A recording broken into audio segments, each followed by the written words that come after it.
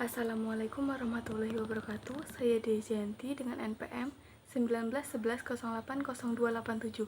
Di sini saya akan mempresentasikan bagian pertama, yaitu pemahaman tentang laki-laki dan maskulinitas. Ide konstruksi sosial maskulinitas menunjukkan bahwa maskulinitas dapat dibentuk tergantung pada kekuatan sosial yang dominan dalam masyarakat selama era tertentu. Meskipun penekanan pada konseptualisasi berbagai maskulinitas, ada kepercayaan luas bahwa bentuk-bentuk tertentu maskulinitas lebih sentral secara sosial dan terkait dengan kekuatan sosial. Dengan demikian, maskulinitas tradisional bisa jadi dipandang sebagai bentuk dominan maskulinitas, disebut sebagai hegemoni maskulinitas, dan dengan demikian sangat berpengaruh terhadap apa yang menjadi anggota suatu budaya dianggap normatif. Misalnya, definisi kulit putih, kelas menengah, heteroseksual maskulinitas di Amerika Serikat. Menangis dan mengekspresikan emosi sensitif lainnya menjadi indikasi kelemahan dan kerentanan yang terkait feminitas dan homoseksualitas. Laki-laki belajar bahwa orang lain memandang, menekan, dan menutupi emosi sebagai tanda kekuatan. Beberapa hubungan yang membuat maskulinitasnya terpinggirkan. Yang pertama yaitu maskulinitas dan ras.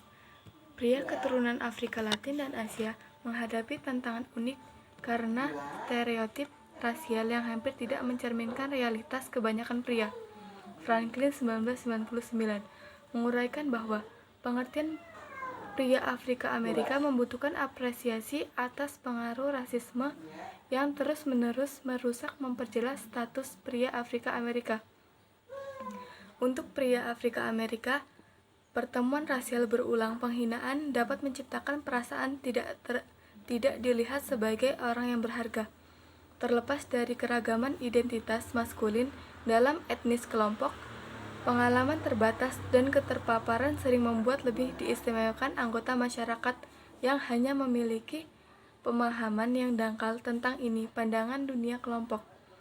Konselor didorong untuk tidak hanya mempelajari budaya tingkat makro selain mereka sendiri, tetapi juga memperhatikan banyak variasi yang terjadi dalam kelompok. Ketika mempertimbangkan bagaimana menasihati pria dari kelompok ras selain mereka sendiri, konselor perlu memperhatikan bagaimana maskulinitas bersinggungan dengan budaya, keluarga, individu seseorang, dan psikologi yang unik. Yang kedua yaitu identitas maskulinitas lainnya. Meskipun tidak sejelas warna kulit, ada ragam identitas budaya juga yang membuat pria rentan terhadap perasaan terasing. Pria yang menganggur atau yang bekerja di sektor pekerjaan kerah biru mungkin merasa terasing dari mereka yang memiliki pekerjaan kerah putih atau kelas menengah atas. Liu 2002 menyarankan menunjukkan bahwa maskulinitas normatif secara inheren mengandung variabel kelas seperti cita-cita, status, dan harapan. Hegemoni maskulinitas mengacu pada memegang kendali, menjadi manusia yang mandiri, dan menjadi pencari nafkah atau penyedia yang baik, yang semuanya terkait dengan kelas dan status sosial. Pria dengan fisik dan psiko ketidakmampuan logis dapat menjadi sasaran pengawasan dan penilaian yang tidak diinginkan dari pria lain. Konselor harus peka terhadap kesulitan pria yang tidak sesuai dengan norma kelas menengah, Kaukasia, dan heteroseksi. Untuk konselor yang bekerja dengan semua pria, penting untuk memperhatikan yang ada model maskulinitas tidak selalu memperhitungkan semua laki-laki dalam hal siapa mereka dan bagaimana mereka berperilaku. B. Mengembangkan model mental pria dan masculinity.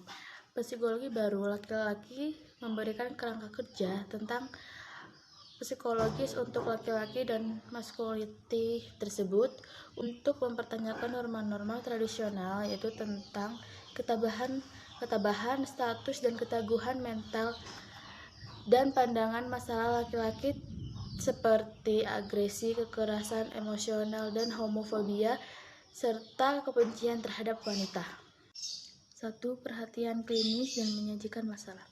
Banyak yang mengalami depresi dan gangguan yang berhubungan dengan kecemasan dan seringkali diwujudkan dalam bentuk emosional, kecanduan, kekerasan, konflik antar pribadi, dan mudah tersinggung.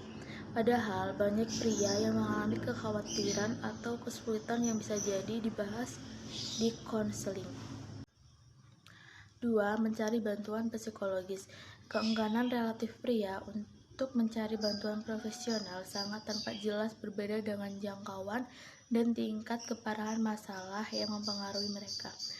Misalkan, 60 juta pria di Amerika Serikat setiap tahunnya mengalami depresi gangguan.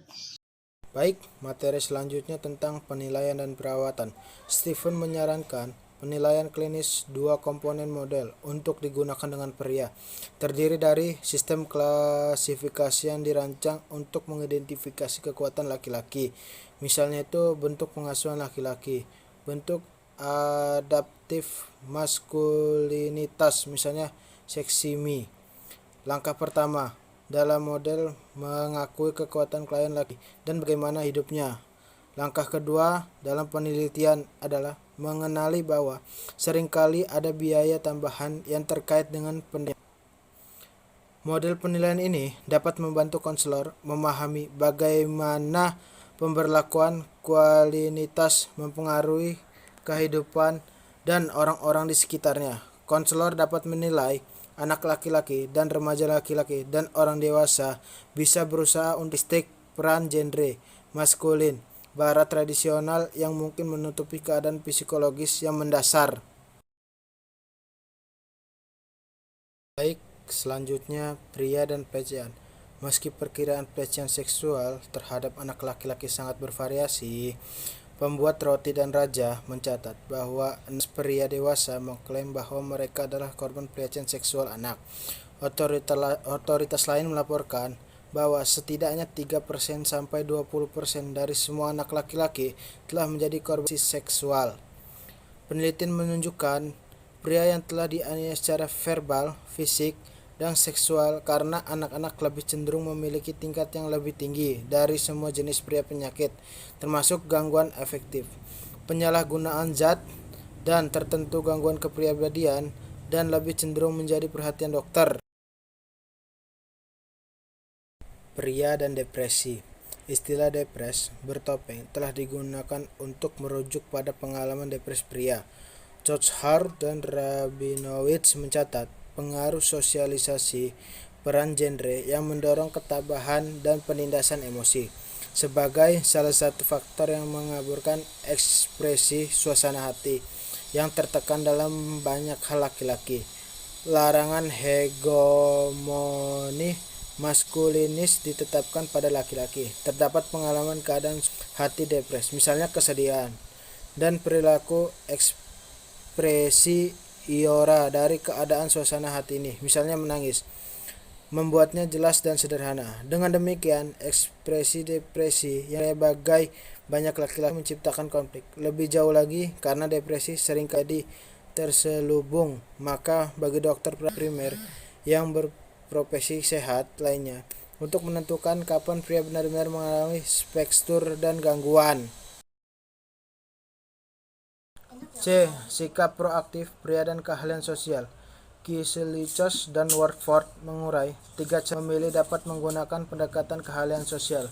Pertama, konsor kerjasama membasmi sikap seks yang berdampak buruk bagi perkembangan laki-laki.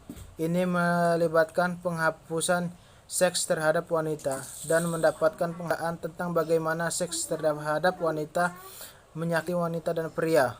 2. Konselor dapat mendukung hak-hak dan anak laki-laki yang telah diabaikan dan dirugikan oleh masyarakat. Ini bisa termasuk bekerja dengan kelompok advokasi laki-laki, yaitu gerakan laki-laki mitopoetik dan anak laki-laki hak asuh dan kunjungan.